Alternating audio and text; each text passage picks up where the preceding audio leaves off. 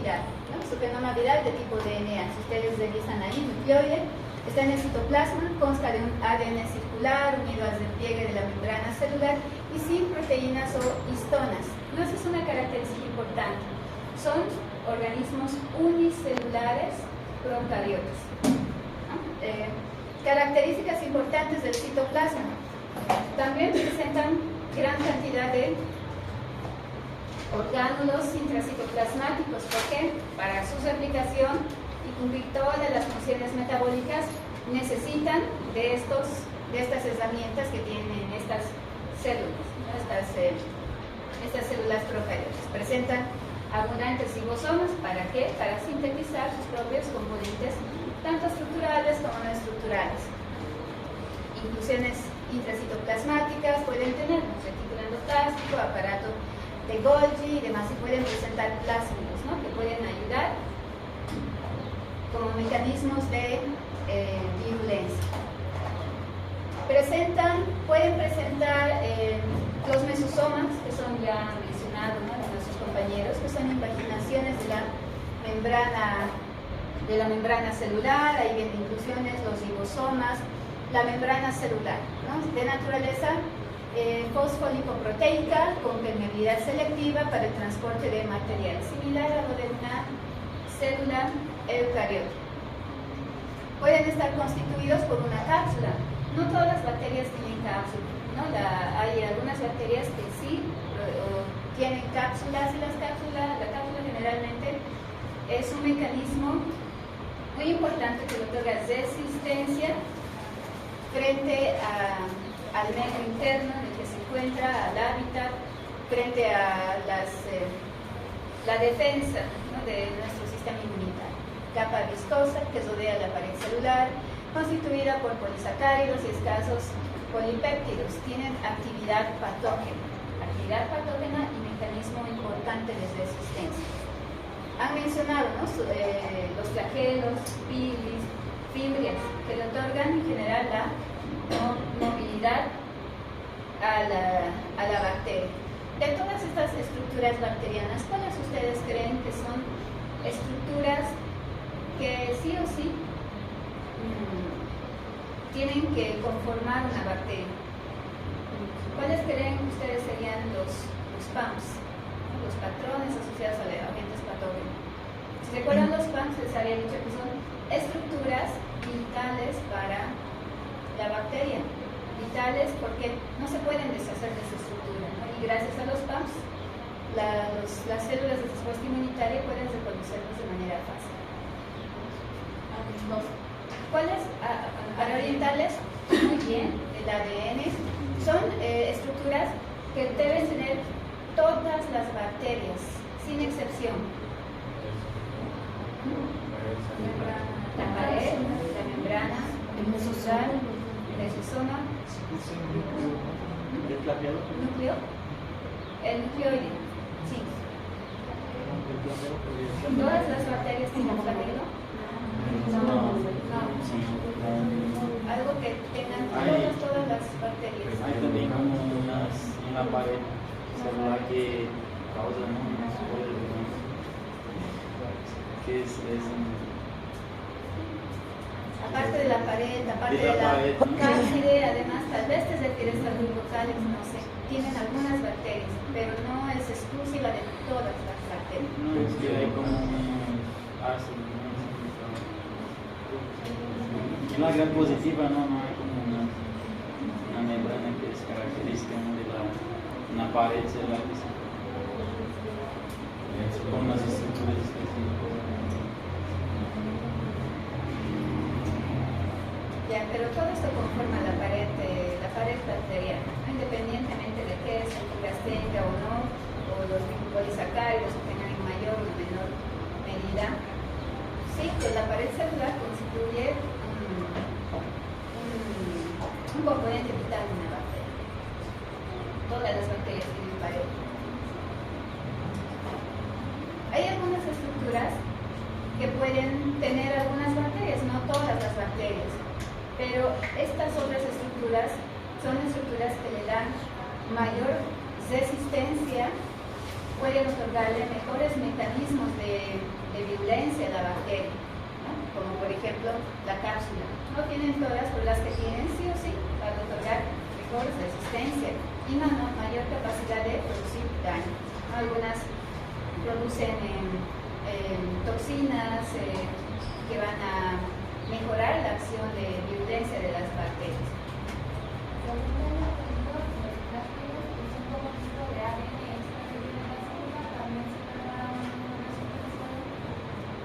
Quieren para transferirse a otra bacteria, también otorgarle alguna característica que tenía esa bacteria a otra.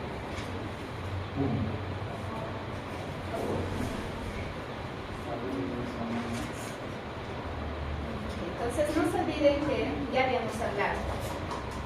La virulencia no es nada más que la expresión cuantitativa del grado de patogenicidad, ¿no? Podemos decir que las bacterias también tienen esta característica. La capacidad relativa que tiene una bacteria para vencer los mecanismos de defensa del hospedero y producir enfermedad, ¿no? Algunas tendrán mejores armas que otras para responder y producir mayor daño al organismo. Ese es el ejemplo que ustedes tienen en sus libros. 100 shigellas pueden producir enfermedad en un hospedero normal, mientras que 1 millón de vibrio cólera pueden producir enfermedad. Le pregunto aquí, ¿cuál de estas dos tipos de bacterias crees que es más virulenta que la otra? ¿Por qué? La shigella. Menor cantidad ya puede producir daño, ¿no? Mientras que acá necesitamos mayor cantidad. Entonces, la virulencia está relacionada a su capacidad de adherirse a la piel, mucosas, penetrarlas, multiplicarse y oponerse a los mecanismos de defensa. Y eso da como consecuencia la producción del daño celular, daño en los tejidos. Todas las bacterias pueden tener diferentes mecanismos de adherencia, ¿no? Para poder llegar a los diferentes tejidos del organismo. Estas bacterias en conjunto, a los mecanismos que tengan para adherirse a algún tejido, se las conoce como adhesinas bacterianas. Estas adhesinas, gracias a estas adhesinas, que son receptores o moléculas de superficie generalmente de algún agente patógeno, se unen a los receptores de diferentes células del organismo para poder ingresar a estas, ¿no? Para poder replicarse, utilizar cualquier componente que ayude en el crecimiento y la multiplicación. Neisseria gonorrhoeae se adhiere a las células epiteliales por medio de bilis y tinas, ¿no? Ese es un mecanismo de adhesión importante. ¿Cuál sería el mecanismo de defensa acá por parte del sistema inmunitario? Aquí tienen un ejemplo, ¿no? Pero hay varios. Defensa por medio de anticuerpos naturales, anticuerpos de tipo IgA, los anticuerpos de tipo IgM, ¿no? que pueden ayudarnos cuando se pegan a la superficie, ¿no? O simplemente las células ciliadas que pueden hacer a los agentes patógenos. Pero el grado de adherencia, dependiendo del tipo de bacteria, pues va a hacer que las barreras naturales puedan ejercer un mecanismo de defensa o, de lo contrario, no logren defendernos de ese agente patógeno y este agente pues siga invadiendo los tejidos. Staphylococcus salivar se encuentra receptores a nivel de la lengua, ¿no? El lugar donde van a colonizar. Streptococcus mutans se adhieren a receptores que encuentra a nivel de los dientes, ¿no? Acá a este nivel, pues, esos son los responsables mayores de la caries dental, ¿no? Si es que no se hace un adecuado aseo bucal, lamentablemente esos son los responsables de estas pérdidas dentales. Escherichia coli uropatogénica se adhiere al epitelio de las vías urinarias, ¿no? Mediante sus mecanismos de adherencia. Muchas se quedan en el lugar donde han invadido a los tejidos, como por ejemplo la shigella, ¿no? Si ingresa al organismo por vía gastrointestinal, puede invadir diferentes células a nivel intestinal, microepiteliales o superepiteliales, pero rara vez produce bacteremia. ¿Qué es bacteremia? ¿Qué es bacteremia? Cuando la bacteria se diseminaban a la sangre. ¿Cuándo? Cuando las bacterias se diseminan en la sangre. Cuando las bacterias se diseminan. Se diseminan en la Sangre. En la sangre. ¿Qué será sepsis?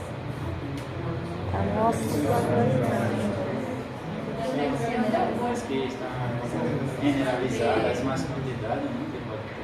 Por eso causa eso. Es una respuesta inflamatoria generalizada producida por la sepsis. Yersinia, Pseudomonas, Salmonella inyectan una proteína que interfiere con el funcionamiento normal del citoesqueleto de los fagocitos. Hay bacterias que pueden utilizar como sus blancos las células fagocíticas, principalmente las bacterias intracelulares, como por ejemplo la Yersinia, ¿no? Puede infectar a los macrófagos y de esta manera puede diseminarse también, ¿no? Y producir enfermedades graves o producir una serie de toxinas que también se diseminan por vía sanguínea. Capacidad de multiplicarse en los tejidos, sí, ¿no? Las bacterias posterior a la adherencia se multiplican y producen la enfermedad por la producción de toxinas. Puede ser de manera directa, obviamente, ¿no? Por el daño que producen a los tejidos o por la liberación de las toxinas, ¿no? Como por el Telepertussis, Corynebacterium diphtheriae. Otros gérmenes penetran las células epiteliales y proliferan, induciendo inflamación, lisis, formación de úlceras, como la Shigella. Habíamos dicho, ¿no? Que puede producir un daño a nivel local generalmente. Pero ¿cuál es la que produce un daño sistémico? La Salmonella. Bueno, esta sí se va a diseminar y va a producir manifestaciones sistémicas. Algunos proliferan en tejidos y macrófagos como la Brucella, Salmonella, ¿no? También algunas células de defensa son invadidas por estas.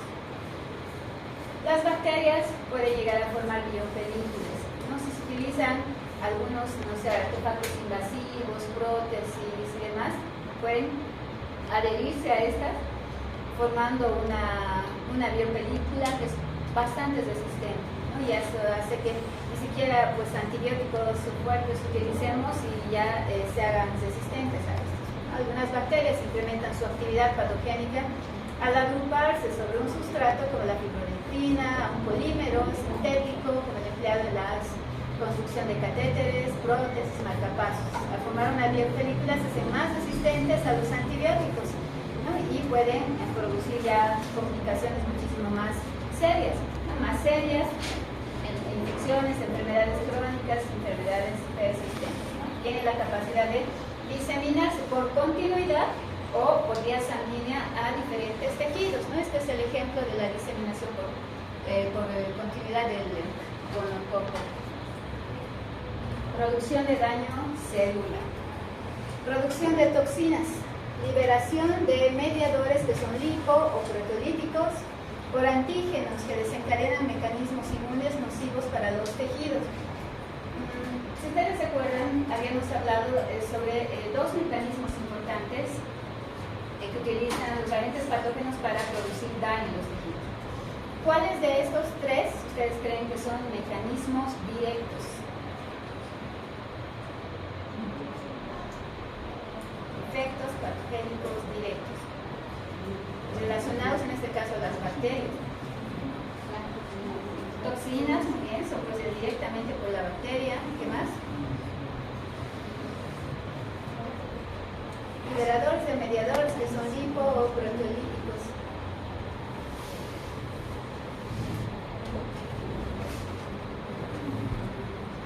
Si las bacterias liberan este propio arsenal, no sé, enzimático, pueden dañar de manera directa a las células, ¿no? Todo lo que las toxinas, moléculas que liberan,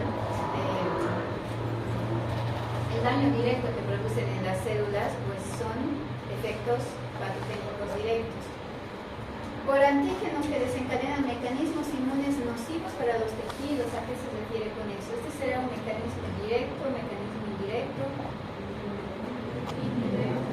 Mecanismo indirecto, ¿no? Pueden hacer que se activen la respuesta inmunitaria de manera tan intensa como la tormenta de citoquinas, por ejemplo, que se pueden dar con las infecciones bacterianas, y esto hace que se dañe más tejidos.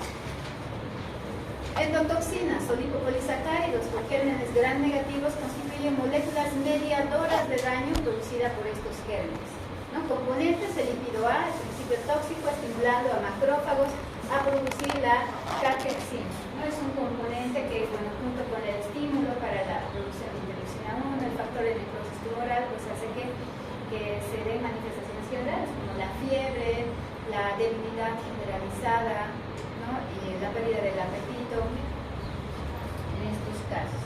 La sepsis, ya hemos hablado de la sepsis, ¿no? Es un proceso sistémico de gran importancia, porque dentro de la sepsis, ¿cuál es la forma más grave de la sepsis? El shock séptico, ¿no? Que da como consecuencia la falla multiorgánica y lamentablemente el deceso del paciente. En su libro también hace mención, ¿no?, que aproximadamente a nivel de la piel tenemos más de 1000 especies de bacterias diferentes que pueden formar parte de la flora microbiana normal. De alguna manera, sí, esta flora microbiana normal ya habíamos visto, ¿no?, que nos protege, que es una barrera natural, mecánica, ocupando un espacio para evitar que las bacterias patógenas colonicen la piel o las mucosas para producir enfermedades. Pero, ¿qué pasa si hay alguna herida a nivel de la piel? ¿Alguna lesión? Puede ser que dentro de esta flora bacteriana, ¿no?, que a nivel de la superficie no produce ningún daño, pero si va a entrar a otro medio, puede llegar a producir infecciones, puede llegar a producir enfermedad, ¿no? ¿Cuáles son los mecanismos de defensa contra infecciones bacterianas? Vamos a ver lo más general, ya después vamos a ver, como les dije, estudiar la respuesta inmune frente a bacterias intracelulares y extracelulares. En general, pues empezamos con las barreras naturales. La piel, mucosas, los desmosomas, que son esas uniones estrechas entre célula y célula bastante resistentes. Sequedad de la piel impide la adherencia, el pH ácido de 5 a 6 puede catalogarse como un agente bactericida. Gérmenes saprófitos de la piel producen hidrolasas que liberan ácidos grasos y van en contra de las bacterias patógenas. Presencia de cilios y secreciones en la mucosa, inmunoglobulina A, inmunoglobulina M, ¿no? Son las naturales, habíamos dicho ya, IgA e IgM. La tos es un reflejo, ¿no?, de defensa, presencia de macrófagos alveolares. En general, los macrófagos tisulares o los macrófagos que patrullan, ¿no?, todos los tejidos dentro del organismo, al igual que otras células que están presentes como línea frontal de defensa. Además de los macrófagos, ¿qué otras células se encuentran en los tejidos ahí? Vigilando el ingreso de algún agente patógeno. Las CNK, las células dendríticas, Macrófago. ya a nivel de todo el tejido conectivo están los mastocitos a nivel de los músculos, ¿no? Entonces pueden activar una respuesta inmunitaria, ¿no? A la saliva, lágrimas, exozimas, son las barreras químicas. El pH también a nivel de los diferentes tejidos. La hiperosmolaridad, ¿no?, a nivel de la orina puede ser un factor que va a proteger el crecimiento de diversas bacterias. Dentro de la inmunidad innata están, ¿no?, también el mecanismo de la fagocitosis, el mecanismo de la inflamación. Respuesta fagocítica adecuada no está controlada por mecanismos de la inflamación que aseguran el flujo necesario de células y factores plasmáticos. Se refieren a las moléculas que están a nivel del plasma sanguíneo, como el sistema de complemento, también que ayudan en la respuesta inflamatoria, el sistema de coagulación, el sistema de quiminas de manera importante. La respuesta inflamatoria, ¿cuál es la intención de activar mecanismos de la inflamación? Atraer muy bien a las células del sistema inmunitario, activar el daño. Después,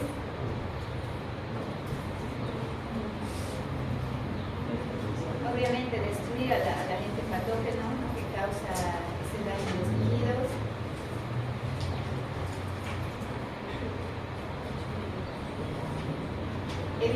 diseminación a otros tejidos de manera importante, ¿no? En las respuestas inflamatorias se trata de contener al agente patógeno en el sitio del ingreso, en el sitio del daño celular, tratar de evitar la diseminación del agente patógeno, ¿no? Hay dos tipos de respuesta inflamatoria: respuesta inflamatoria local y la respuesta inflamatoria sistémica, ¿no? Que es la sepsis. Eso también lo vamos a ver más adelante. La fagocitosis, como ya lo hemos nombrado, ya saben ustedes todos los mecanismos de la fagocitosis. Los macrófagos son una de las células fagocíticas por excelencia, junto con las células dendríticas y los neutrófilos. ¿Qué función importante tienen los macrófagos acá en la respuesta frente a infecciones bacterianas? Los macrófagos que están en los tejidos, ¿no? Vigilando el ingreso de alguna bacteria en este caso, tienen que, cuando se activan, llaman a los macrófagos inflamatorios y juntos los macrófagos tisulares, macrófagos inflamatorios, activación de los linfocitos, todo el sistema retículo endotelial van a colaborar para destruir al agente patógeno. Además de la acción fagocítica, ¿qué funciones importantes tienen los macrófagos en la respuesta inflamatoria? Producen interleucinas de manera importante. Interleucina de tipo 6 interviene en la producción de anticuerpos estimulando las células B para que produzcan IgM, IgG. En el hígado, la formación de la proteína C reactiva, fibrinógeno, lectinas ligadoras de manosa. Estamos hablando acá de factores del sistema del complemento que van a estimular la activación. La interleucina 1 es un pirógeno endógeno, al igual que el factor de necrosis tumoral. ¿Qué hace la interleucina 1? ¿Qué hace el factor de necrosis tumoral? Y en menor medida igual la interleucina 6 son vasodilatadores, aumentan la permeabilidad vascular, son importantes para activar la respuesta inflamatoria. Interleucina 8 atraen otros nucleares. Interleucina 12, nuevamente, ¿no? Aquí la interleucina 12, como ustedes ven acá, activan las células NK, los linfocitos TCD4. ¿Qué linfocitos TCD4? Linfocitos de tipo funciones del sistema de complemento, ¿no? Repasando. Amplifican la respuesta inmunitaria innata y la respuesta inmunitaria de tipo adaptativa. Vías del sistema del complemento. Vías del sistema de activación.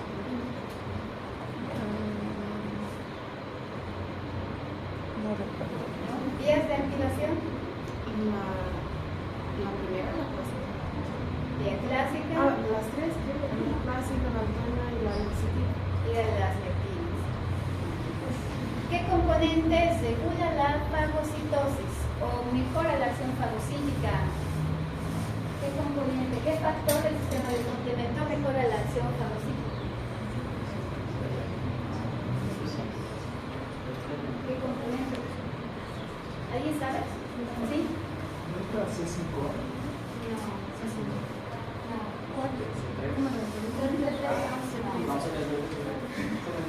C3B. C3B es una opción. C5A, C3A nos falta acá, ¿no? Producen la marginación de los granulocitos en los vasos e incrementa la permeabilidad capilar. ¿Qué significa? Que son factores quimiotácticos. C5B. C5B inicia el complejo de ataque de membrana para destruir de manera directa a las bacterias. C5A, ya habíamos dicho, ¿no? También facilita la degranulación de lisosomas, evacúa fagocítica, acelerando así la destrucción del germen fagocitado, ¿no? También, bueno, va a ayudar con eso. Puede destruir algunos gérmenes. ¿Por qué? Por el complejo de ataque de membrana de manera directa. La presencia de anticuerpos activa la vía clásica del complemento, mientras que el sexto ya sabemos, ¿no? Que se activa en la inmunidad innata. Basta la presencia de la bacteria para que se active la vía alterna y vía de las lectinas del sistema de complemento. La proteína C reactiva es una proteína importante como respuesta en la fase aguda de la respuesta inflamatoria. ¿Qué citoquina habíamos dicho que la activa? Interleucina, muy bien, interleucina 6, interleucina 6. Se incrementa notoriamente durante 24 a 48 horas de la iniciación del proceso inflamatorio infeccioso. Desarrolla una función protectora al reaccionar con los polisacáridos de Streptococcus pneumoniae y activar el complemento por vía clásica antes de que se inicie la producción de anticuerpos, ¿no? Puede actuar también como una molécula, como una opsonina. Un mecanismo de control de la disponibilidad de hierro. La lactofecina impide que el hierro quede a disposición de algunos gérmenes, algunas bacterias, ¿no?, que necesitan hierro para cumplir su metabolismo. La administración de hierro incrementa la patogenicidad de las bacterias gram negativas, ¿no? Principalmente son estas las que utilizan el hierro para su metabolismo. Con respecto a la inmunidad específica, la inmunidad humoral, ¿a qué se llama respuesta inmunitaria? Estamos hablando de humoral, ¿no? Primaria y secundaria. Para tercera fila, la última. Primaria, solo la respuesta.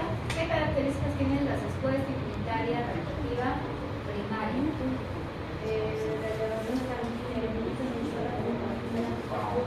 Ya, muy bien. El aumento de la IgM. ¿Al cabo de cuánto tiempo se activa la inmunidad primaria?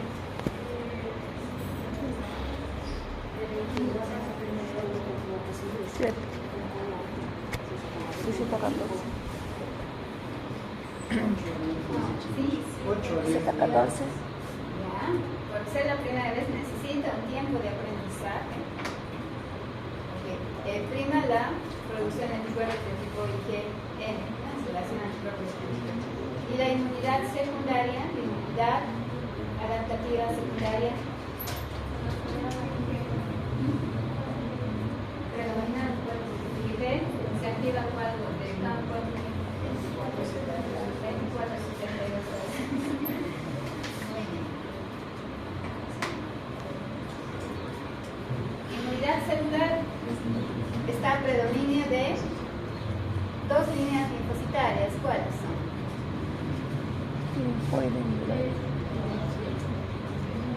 Linfocitos T, CD8, CD4. CD4. Conservación de las bacterias intracelulares.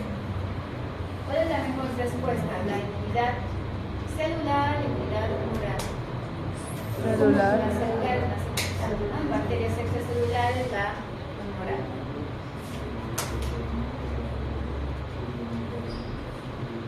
Mecanismos de algunas bacterias para evadir la respuesta inmunitaria. Evitar ser reconocidas, ¿no?, como la pseudomonas aeruginosa, altera la estructura del lipopolisacárido que expresa en su pared para dificultar el ser reconocida por parte de los TLR4, los macrófagos. ¿Qué son los TLR4? ¿Sí? ¿Qué son?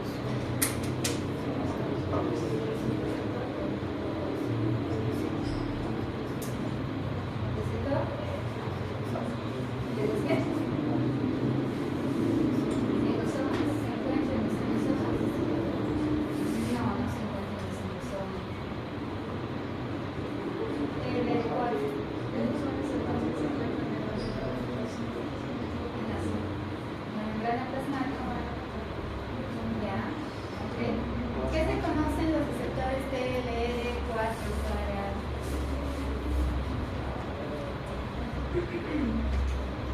Sí, para ti. ¿Qué se conocen los receptores TLR4?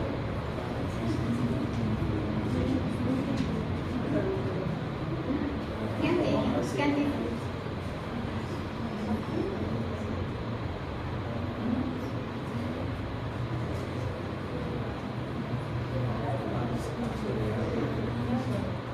¿Qué dice la? ¿No ves? ¿Puedes ver?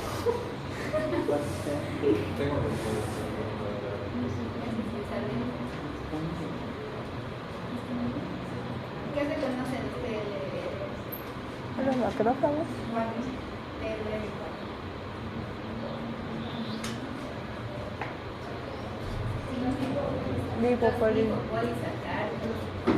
Lipopolisacáridos de las materias gram negativas. Ya son específicos en el reconocimiento de los lipopolisacáridos. Por tanto, nos van a ayudar de manera importante a reconocer bacterias.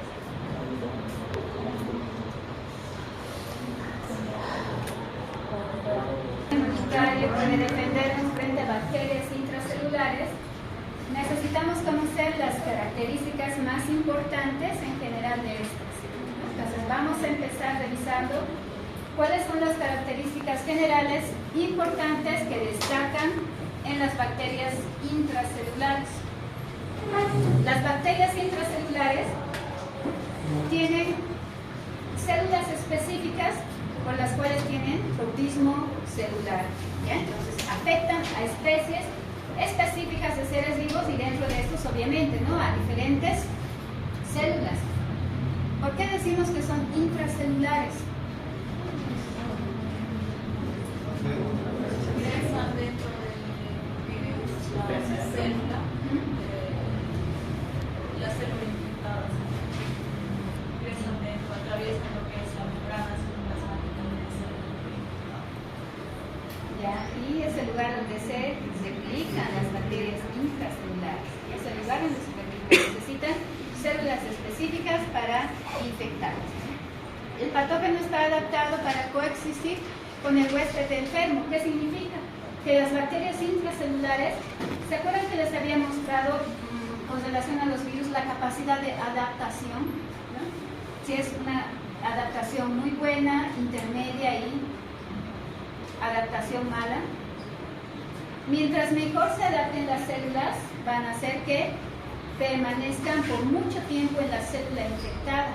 Esa es la característica de las bacterias intracelulares. ¿Ya? Por tanto, si permanecen mucho tiempo con las células del huésped, van a producir infecciones y enfermedades por lo general crónicas y persistentes.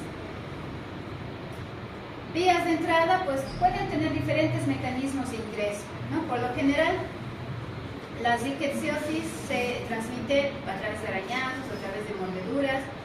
Mycobacterium tuberculosis ingresa por vía inhalatoria, ¿no?, la legionela, a través de la mucosa intestinal, las salmonelas. Una característica también importante destacable es que el periodo de la incubación de esta enfermedad generalmente es larga. ¿Ya? Es larga, producen enfermedades crónicas, producen enfermedades persistentes. La infección persiste frente a la respuesta inmunitaria.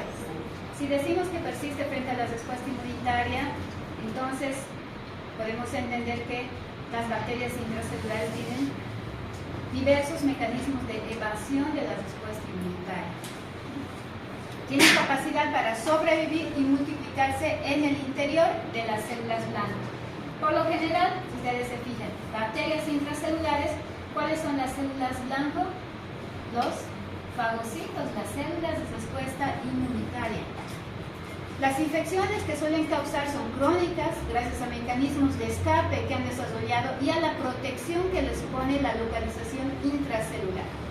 La ausencia de producción de toxinas justifica la falta de sintomatología por su presencia, ¿no? Y eso hace que la respuesta inmunitaria no sea alertada a tiempo. Son poco tóxicas, las células infectadas sobreviven por más tiempo, ¿no? Porque eso es lo que se quiere, eso es lo que quiere la bacteria.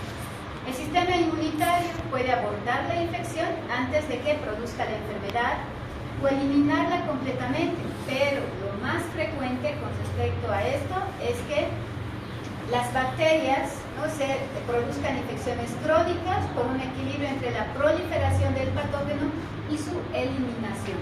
¿Ya? Entonces, eso esperamos de estas bacterias, ¿no? Por lo general son bastante resistentes. La patogénesis es fuertemente dependiente de la respuesta inmunitaria. ¿Qué significa acá? Pueden utilizar mecanismos de acción patógena directos, pero los indirectos acá son muy importantes en la respuesta y, o sea, como efecto patogénico que tiene la bacteria, ¿no? Que se active la respuesta inmunitaria de manera intensa y eso sea, pues, como consecuencia o genere un mayor daño tisular. La enfermedad la causa la interacción del sistema inmune y el patógeno, nuevamente, ¿no? Mecanismos o efectos citopatogénicos indirectos predominan de manera importante. Estas infecciones estimulan la hipersensibilidad de tipo retardado, mediada por linfocitos T y macrófagos. ¿Cuál es la hipersensibilidad retardada? ¿Cuál es la hipersensibilidad retardada? ¿Cuántos tipos de hipersensibilidad conoces? ¿Cuáles son?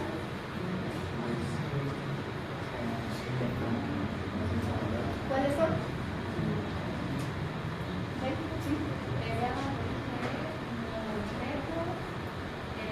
¿Cuál es la mediada por IgE? La inmediata. ¿Cuál? La inmediata. ¿Y ahí cuál es eso? La alérgica. ¿De tipo 1, 2, 3? ¿Cuál? Tipo 1. Tipo 1. Ya, muy bien. La celular.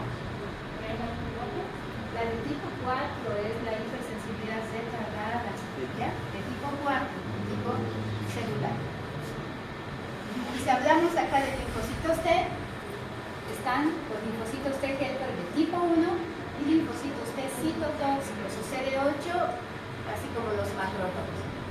Provocan reacciones tisulares granulomatosas. ¿Qué son los granulomas? Fila 5, el último. ¿Qué son los granulomas?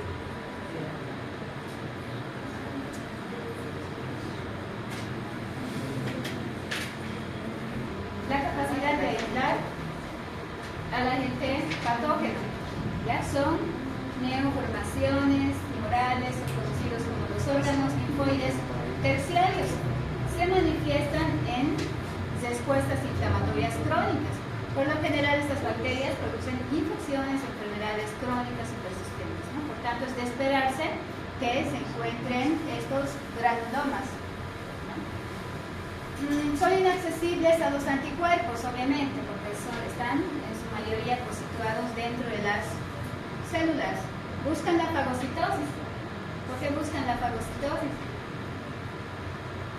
¿Por qué creen que buscan ser fagocitados? ¿Por qué? Para entrar a la célula. ¿Cuáles por lo general son tus células blanco? ¿Macrófagos? Mastocitos. Las bacterias intracelulares resisten la maquinaria de muerte intracelular, permaneciendo vivas en el interior, protegiéndose de la acción extracelular de los anticuerpos y el complemento. El periodo de incubación ya habíamos dicho, ¿no? Que es larga, produce enfermedades persistentes. La infección potencialmente puede producir daños acumulados y más severos en estadios tardíos, ¿no? A medida que avanza la enfermedad, con el tiempo, pues pueden llegar incluso el daño tisular, llegar a formar fibrosis, ¿no? Como, o sea, las cavernas a nivel pulmonar, ¿no? en la tuberculosis. ¿Cuáles son estas bacterias intracelulares? Las vamos a dividir en dos grandes grupos. Bacterias intracelulares facultativas y las bacterias intracelulares obligadas. Bacterias intracelulares facultativas pueden vivir tanto en el medio intracelular como extracelular. Suelen preferir las células del estirpe macrofágica como células huésped, ya que aprovechan la capacidad de fagocitosis para penetrar en ellos, ¿no? Por ejemplo, el Mycobacterium, Salmonella, Brucella, Legionella, Listeria, Francisella, ¿no? Afectan fagocitos mononucleares, pero también otras células, principalmente las células fagocíticas. Todas habíamos dicho que se replican dentro de la célula, ¿no? Pero una vez que se replican algunas, pueden pasar a la vía extracelular, ¿no? De manera facultativa. Bacterias intracelulares obligadas necesitan del medio interno celular para sobrevivir y multiplicarse. No sobreviven fuera de la célula y prefieren fagocitos no profesionales. ¿Qué otros fagocitos no profesionales podemos citar? Algunas células endoteliales o algunas células pueden endositar al agente patógeno o incluso, ¿no?, ingresar a través de los receptores que tengan en su superficie y pues estas bacterias entran dentro de ellos, ¿no? Tienen moléculas de invasión que les facilitan entrar en los fagocitos no profesionales en los que es más fácil sobrevivir, como la rickettsia, la clamidia. ¿Ya? Generalmente, bacterias intracelulares obligadas, aquí tenemos dos, rickettsia y clamidia, ¿no? Y el resto corresponden a bacterias intracelulares facultativas. Vamos a empezar a describir qué sucede con la respuesta inmunitaria. Para esto, sí o sí, aquí tienen ustedes un resumen de cuáles son las células más importantes en la respuesta inmunitaria, tanto la respuesta inmunitaria innata como la respuesta inmunitaria adaptativa. Si hablamos de las células, pues la que nos va a ayudar de manera importante son las células NK, ¿no? Al igual que los virus. En los virus ya habíamos dicho, ¿no? Células NK son muy importantes, células fagocíticas también. Lo mismo sucede con las bacterias intracelulares, ¿ya? Los NK y otros fagocitos, como los neutrófilos y los macrófagos. ¿Qué sucede con las células NK y los fagocitos? Hay de manera específica con los macrófagos. Ustedes ven una flecha hacia arriba y otra hacia abajo. Interleucina 12 e interferón gamma.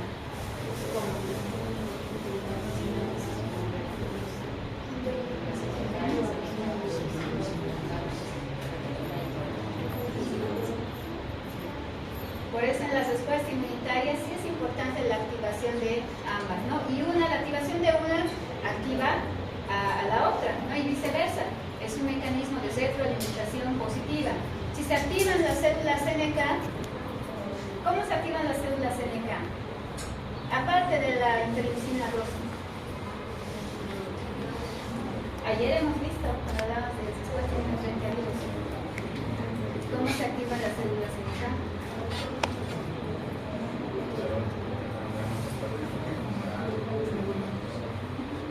Aparte de la interleucina 12, el interferón de tipo 1, muy importante el interferón de tipo 1. Cuando se activa, aumenta 100 veces más la acción de las células NK. Entonces, las células NK se pueden activar. Cuando una célula es infectada por alguna bacteria, también puede producir interferón de tipo 1. Entonces, se activan las NK. Las NK, una vez activadas, cumplen la acción citotóxica directa, pero además la producción de citoquinas en gran cantidad. Una importante, el interferón gamma, que hace... ¿Qué función tiene el interferón gamma sobre los macrófagos? Un macrófago de inicio basta el contacto con alguna bacteria, algunos PAMs que presentan las bacterias para su activación. Pero ¿qué pasa si en primera instancia no puede destruir al agente patógeno? Ya habíamos dicho, ¿no?, que las bacterias intracelulares pueden tener como células blanco un macrófago y tienen como características mecanismos de resistencia de la fagocitosis. Entonces un macrófago podría no destruir a la bacteria. Pero ¿por qué necesitamos el interferón gamma?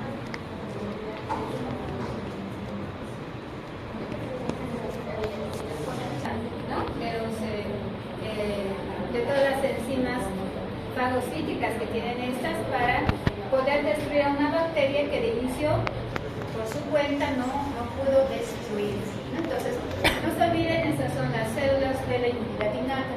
Inmunidad adaptativa.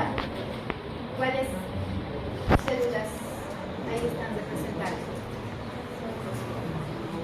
¿Qué linfocitos creen que son? Citotóxicos. ¿Qué linfocitos T ayudan a mejorar la acción de los macrófagos?